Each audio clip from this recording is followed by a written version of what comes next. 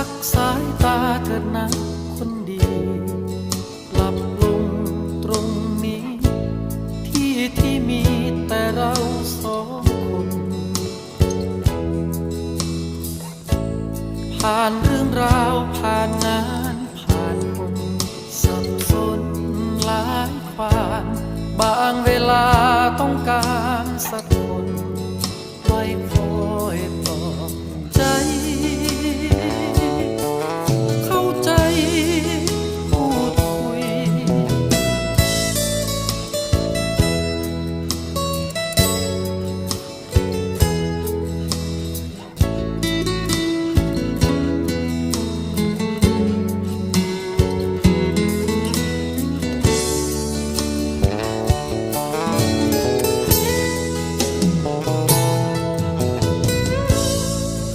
รักเอ่ยงดงามอย่างนี้